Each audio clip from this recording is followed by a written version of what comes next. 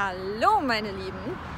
Heute bin ich auf dem Weg nach Genf zum Genfer Autosalon und wir sind unterwegs mit dem GTI Club Sport und ich habe einen Special Guest dabei. Den kennen wir doch irgendwo schon her. Hi Misha. Hello. How are you? Warm. For a change, warm. Ja, that's true. Also wir haben es eigentlich noch Winter, aber wir stehen hier echt im T-Shirt beide. Und die Sonne scheint, es ist echt super herrliches Wetter zum Autofahren. Und wir haben jetzt noch, ich glaube, ungefähr 300 Kilometer vor uns, bis wir dann ankommen. Und dann mal sehen, was uns erwartet. Wir sind heute noch auf ein Event von VW eingeladen. Da gucken wir später mal vorbei. Aber jetzt gucken wir erstmal, ob wir gleich was zu essen finden. Und dann, ja, fahren wir weiter. Das sieht aber gut aus. Ja, lecker Garnelen. Jetzt wird erstmal gefuttert und dann geht's ab ins Hotel. Guten Appetit. Danke. Die Autos, die mich persönlich interessieren, sind diesmal der neue GT3 RS. Den würde ich mir gerne mal ansehen. Der 488 Pista. Und was noch? Essen. Essen sowieso. Wir gucken mal. Also es gibt wirklich viele interessante Sachen, die jetzt wieder in Genf zu sehen sind. Und ja, die werden wir euch auf jeden Fall gleich zeigen. So, wir haben es endlich geschafft. Halleluja, was für ein Trip. Boah, das hat echt heute extrem lange gedauert, weil wir sind seit 7 Uhr wach und waren jetzt ungefähr gefühlt 8 Stunden unterwegs. Den Misha haben wir jetzt gerade im Hotel abgesetzt und sind jetzt zu dem Event von Volkswagen gefahren. Was ich auch Interessantes gesehen habe, ist hier vorne einmal von Lamborghini. Krasses Teil. Morgen ist ja auch noch ein Tag. Morgen gucke ich mir das Ganze auch noch mal in Ruhe an und gucke mir auch mal die Daten zu dem Ganzen hier so an, was hier alles so präsentiert wurde. Klaus ist auch da. Hallo. Das Lustige ist, wir waren ja vor ein paar Tagen noch wo waren wir noch mal? Madrid. Könnten wir nicht für ein kurzes Statement irgendwie bekommen für Volkswagen? Klar, Ja, das geht. Ich muss mal kurz weg. Hello vom Genfer Autosalon. Misha, what are you drinking? Koenigsegg beer Wow, where can I get some? at the bar, at the Koenigsegg bar. Sehr exklusiv, die haben sogar ihr eigenes Bier, ja. What are your plans today? Check out cars, talk to people, Okay. drink beer. And I'm not a beer Okay, drinker. you but start with drinking beer, and Yeah. then the other stuff. Okay, lass uns einfach mal rumgucken. Was mich auf jeden Fall brennend interessiert, ist natürlich der neue GT3 RS. Da werde ich auf jeden Fall gleich noch hingehen und dann gucken wir uns auch noch mal an, was sonst noch so los ist. Los geht's! Ja, wir stehen jetzt hier bei Koenigsegg und das erste, was ich direkt gespottet habe, ist hier einmal so ein schöner Regera in einer sehr coolen Farbkombi, wie ich finde. Wenn man mal guckt, der weiße Lack ist so ein Perlmutt-Effekt. Dann haben wir diese Carbonteile dazwischen und den Rest in Orange. Gefällt mir sehr gut. Da hinten steht auch noch mal einer in komplett blau. Und das sind zwei Kundenfahrzeuge, so wie ich das mitbekommen habe. Das heißt, wir haben ja jetzt nicht die Möglichkeit, uns irgendwie reinzusetzen oder so. Aber es ist ja jetzt auch nichts Neues. Wir gucken jetzt erstmal, was es überhaupt so Neues gibt, weil das ist ja eigentlich das wahre Interessante. Ja. Deswegen, ja, lass uns einfach mal wo fangen wir an? Pagani? Ist halt direkt nebenan. Ja. Fangen wir bei Pagani Dann an. gehen wir nach Pagani. Vielleicht kommen wir ja da drauf. So, das ist ja auch nichts Neues. Das hatten wir ja auch schon letztes Jahr. Ja, das ist der Pagani Roadster. Genau, da saß ich letztes Jahr schon drin. Ich glaube, letztes Jahr stand er in Blau hier. Aber das eigentliche Interessante ist, was ich da hinten schon gesehen habe. Und zwar steht hier ein Pagani Sonderbacchetta heißt der, glaube ich. Und das soll wohl tatsächlich der allerletzte Pagani Sonder sein. Weil Pagani Sonders werden ja seit wie lange? Bestimmt 10 Jahren jetzt gebaut.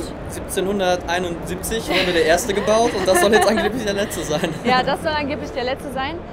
Vom Look her erinnert der wirklich schon sehr stark an den Driver, muss man halt sagen. Ne? Aber der sieht auf jeden Fall mega, mega krass aus. Aber was ich an dem Auto nicht mag, sind an der Seite diese Abdeckungen der Räder. Ja, die sieht man jetzt nicht, weil das da? Das alles hochgeklappt ist. Aber wenn das runtergeklappt ist, dann haben wir die Räder so halb abgedeckt. Das war gut für die Höchstgeschwindigkeit, Aber wer fährt denn mit so einem Ding 350 oder wie schnell ist der? Ich weiß nicht. Also ich würde schon fast darauf spekulieren, wer so ein Ding hat, der fährt den eh nicht, sondern der bleibt dann irgendwo in der Garage stehen. Aber das sage ich mal mit vorgehaltener Hand. Ja, das kann gut sein. So, very interesting. Jetzt kommen wir zum GT3 RS, 991.2 GT3 RS. Und da gab es ja echt ein ziemliches Chaos in den letzten Wochen, ne? So wie ich das mitbekommen habe. Ich glaube, die Pressesperre wurde von einigen Leuten nicht so ganz eingehalten und das Auto wurde schon viel zu früh präsentiert im Internet. Verbreitet sich natürlich sowas extrem schnell. Deswegen, wahrscheinlich habt ihr schon alle die Fotos dazu gesehen. Da steht hier in Lizardgrün. Der hat 520 PS, hat den 4 Liter Saugermotor. Ja komm, wir gucken mal. Genau, wir gucken mal. Es sind zwar viele Leute da, aber gut, was soll man machen? Ach, da ist noch ein Prominenter. Magnus Walkner kennt bestimmt einige von euch. Berühmter Ja, der hat den Porsche-Sammler. bestimmt schon direkt gekauft. Stell dich daneben, schnell. Nein, ich mach doch keinen Fotobomb hier. Ja, Aber Magnus Walkner, wer ihn nicht kennt, bitte googeln. Wichtig für jeden Porsche-Fan. aber was mir wieder nicht so gefällt, muss ich ganz ehrlich sagen, Plastik, Plastik, Plastik. Bin ich kein Fan von. Ich bin einfach kein Fan von diesem Plastik. Das ist aber auch schade, weil ich muss mal gucken, vielleicht steht hier noch ein GT2 RS rum, weil der hat das nämlich alles schön in Carbon. Ja, ich weiß auch nicht, warum macht man Wahrscheinlich ist er das deshalb so? auch 3 Millionen Euro teurer. Übertreib mal. Ich weiß gar nicht, wo fängt der hier preislich an? Du hast es schon mal konfiguriert? 195 ist, glaube ich, der Grundpreis. Ja, 195, Wahnsinn. Plus minus 1000, ich weiß Also nicht. eigentlich müsste man für den Preis auch schon erwarten können, dass man eben nicht mehr so viel Plastikteile dran hat. Aber ja gut. Farbe Lizardgrün findest du ja toll, bin ich jetzt nicht so der Fan Finde ich von. mega gut. Aber kann man natürlich in allen möglichen Farben stellen. Aber das Coole ist, du kannst ja auch den Käfig jetzt lackieren lassen in der Ja. Farbe, in der du sie gerne hättest. Ne? Genau. Das ist natürlich auch nicht Da muss ich schlecht. damit mal näher ran. Wo wir gerade hier hinten stehen. Der Flügel wieder mega riesig. Und beim Vorgänger waren die Teile nicht ganz so spitz zulaufend. Also wenn man sich mal so diese Seitenflügel anguckt, ne? Ja, das ist ein bisschen geschwungener alles. Das sieht man vielleicht hier so. Ja, so sieht man's. Wir können ja mal kurz reingucken, jetzt sitzt gerade keiner drin. Wir haben hier die Vollschalensitze, sonst vom Cockpit her hat sich nicht viel geändert. Wir haben halt in dem 991.2 das etwas größere Display. Ne, Klaus? Oder hast du da auch noch irgendwie was? Geiles Auto, oder? Ja, super. Ich fühle mich fast wie zu Hause. Einzige, was ich halt echt sau unbequem finde, sind diese Vollschalensitze. Man muss natürlich sagen, die hat davon 3 Stück in der Garage Ja. stehen. Ja, der Klaus, der ist ja Profi. Ich glaube, wenn jemand so ein Auto bewegen kann, dann er. Vielleicht bekomme ich auch mal die Möglichkeit, auch den neuen GT3 RS zu testen. Mal abwarten. Ich bin gespannt. Jetzt gehen wir nach Audi. Ich Da habe meine ich noch was eigentlich... Grünes gesehen. Nicht Ja. nur Porsche hat was Grünes da stehen, sondern auch Audi. Ja, hier haben wir immer V10 Plus in irgendeinem Grün. Ich habe keine Ahnung, wie die Farbe heißt. Ist aber schon fast wieder dasselbe wie da vorne. Also auch nicht so mein Fall, deiner schon, ne? V10 Plus Spider natürlich. Aber hier auch vielleicht noch mal ganz gut. Hier sieht man auch die Felgen an dem Wagen, die ich an meinem zukünftigen RWS bekomme. Das Auto kennen wir ja auch schon. Ne? Das Auto kennen wir ja schon, ja. Das haben wir jetzt vor ein paar Tagen richtig gut mal austesten können. Ne? Hier steht aber noch mal, hey cool, endlich mal ein Auto, worauf ich mich gefreut habe, das in live zu sehen. Und zwar der Lamborghini Urus. Das ist der SUV von Lamborghini. Ey, sehr, sehr cool. Also endlich mal ein SUV, wo ich auf Anhieb sage, finde ich richtig geil. Ja, kantiger SUV. Ja, sieht schon nicht schlecht aus. So, da haben wir wieder ein Huracan Performante. Ja, Spider aber, ne? Ah ja, stimmt, du hast recht. Habe ich auch noch nicht gesehen. Ja, stimmt, Aber der richtig wurde ja geil, neu blau und vorgestellt gelb. hier. Echt sau gut.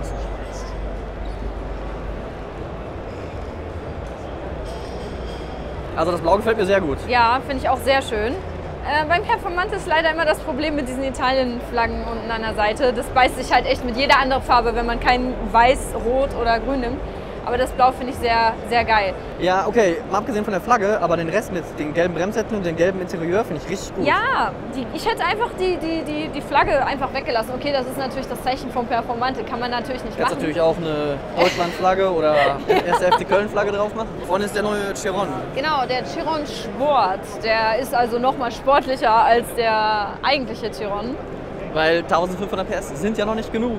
Ja, wie viel hat der jetzt? Der hat, glaube ich, auch 1500, aber andere Abgasanlage. Der ist leichter, andere Abgasanlage, hat, glaube ich, noch mehr Carbon verbaut. Das ist Also, schon, den normalen Bugatti würde ich nie nehmen. Viel zu schwach. genau. Wie soll man damit überhaupt aus dem Quark kommen? Ja, ehrlich. Hiermit zeigt man es allen. Also der Böschungswinkel ist mal weniger als 1 Grad, glaube ich. Wahnsinn. Also vorne, jedes Mal, wenn ich das sehe, muss ich immer lachen. Also ein bisschen übertrieben. Ja, ich suche ja eigentlich noch so für mich ein Auto, womit ich halt echt bequem mal reisen kann. Und ich habe mich eigentlich schnell so von irgendwas Sportlichem verabschiedet. So für längere Touren dachte ich schon fast über so eine Art Van nach. Ja, geh mal rein. Oh. Probier mal aus. Wow. Wow. Oh, cool. Ich glaube, hier bleibe ich. Oh, okay. Full electric. Nice. And this one? Ah, es wird Licht. Wir sind jetzt gerade in einem umgebauten Mercedes Vito und das ist echt mega cool hier drin. Also das ist wirklich mal eine richtig gute Art und Weise zu reisen. Die Sitze sind echt saubequem und wir haben so viele coole Funktionen hier. Und wir haben hier auch voll elektrische... Richtig cool. Natürlich alles verkleidet in Alcantara, ne? Also wenn schon, denn schon. Ja, das sieht doch bequem aus, ne? Ja. Oh, genau sowas habe ich jetzt gesucht. How long can I stay here? Ja, das ist, glaube ich, hier von Top Car. Mercedes Vito umgebauter. Und ja, ey, man hat echt alles, was man braucht, ne? Hier hat man einen Tisch. Hier kann man das Handy kabellos laden. Ey, sind so viele Sachen. Mhm. Wo war jetzt der Tisch? Hier, ne? Guck mal, auch hier allein schon, auch mit Alcantara verkleidet. Also zum Fahrer hin, das ist vielleicht ganz praktisch mal für den Klaus, wenn der fährt und ich den wieder voll laber, dann macht er einfach so, drückt er den Knopf hier. Da habe ich meine Ruhe. Aber das ist ja noch nicht alles. Jetzt drücke ich hier drauf. Tada, Ach so, das ist ein Fernseher. jetzt ein Fernseher, Das ja. ist ein Fernseher. Das ist für mich heute das beste Auto hier auf der ganzen Messe. Ja, bequemste. Wirklich, weil wir haben jetzt hier so viele Sportwagen und Hypercars gesehen. Das ist für mich das absolute Highlight. Komm, du musst dich auch einfach mal reinsetzen und dieses Feeling spüren. Setz dich mal hin. Warte.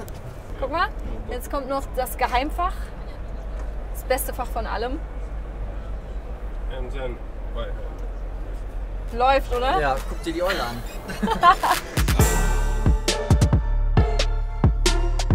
Komm, gehen wir weiter. Ja, jetzt wird zu den Bevor ich jetzt hier mich hier noch für ein Nickerchen hinlege. Ja, dann wieder Ja. raus. Okay, ich bin echt beeindruckt. Guck mal, vor allen Dingen einfach mal so ein Mercedes-Video komplett in Carbon läuft. Komplett geiles Interieur. Ich habe jetzt aber gehört, vom Technischen her wurde daran jetzt nichts verändert. Also der hat auch genau dieselbe Leistung wie der normale Vito. Aber es braucht ja auch keine irgendwie mehr PS, der Wagen, weil man fährt ja mit so einem Auto zum Reisen. Vielleicht kommen wir noch mal drauf zurück. Ich finde den, also ich bin echt beeindruckt. Ich bin echt beeindruckt. Komm, bevor ich noch zu sehr beeindruckt bin. Das habe ich so noch nicht gesehen. Wenn du lenkst, lenkt der Heckflügel mit. Also das habe ich so auf jeden Fall noch nicht gesehen, wenn der da so mitlenkt. Sieht auf jeden Fall fett aus. Ja. Ja, hier steht jetzt auch ein sehr interessantes Teil, ein Hennessy Venom F5. Und das Ding ist der Nachfolger vom Venom GT oder Venom, ich weiß nicht, wie man es genau ausspricht. Ich glaube Venom. Und das war ja eine Zeit lang das schnellste Auto der Welt. Bis das halt irgendwann getoppt wurde von Koenigsegg etc. etc. Das ist jetzt der Nachfolger und der soll 1622 PS haben und angeblich 482 km/h schnell sein. Ist schon eine ordentliche Zahl. Also, Ich denke, die Amis wollen damit die 300 mph-Grenze knacken. ja, das kann gut sein.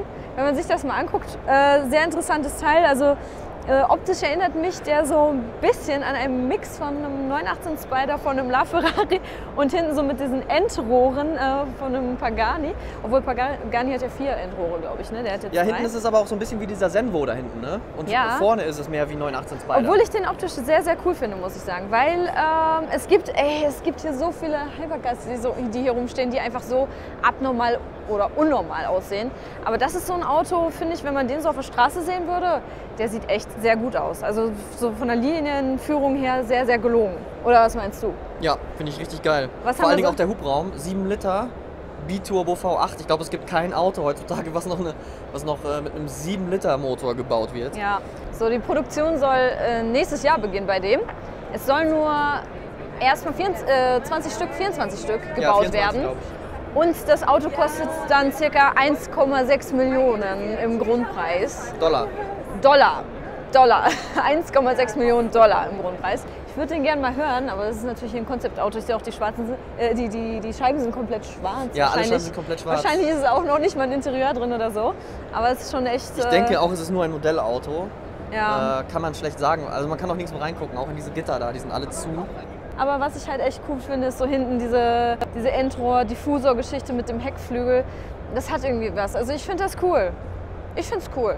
Sogar die gelbe Farbe finde ich ausnahmsweise immer cool. Ja. So, wir sind jetzt wieder auf dem Rückweg von Genf und das waren 2 lange Tage. Wir haben viel gesehen. Ja, was war dein Highlight, Misha? What was your highlight from the Geneva Motor Show? Toyota Supra. Toyota Supra, yes. It was a race car, right? For now, yes. Ja. Mein Highlight war, ehrlich gesagt, der richtig cool umgebaute Mercedes Vito. Den fand ich cool, oder? Ja, von Topcar Tuner. Wir sind jetzt wieder auf dem Heimweg und ich bin auch froh, das waren jetzt ein paar lange Wochen, die wir hinter uns hatten. Und ja, ihr könnt gerne in die Kommentare schreiben, was euch am meisten gefallen hat.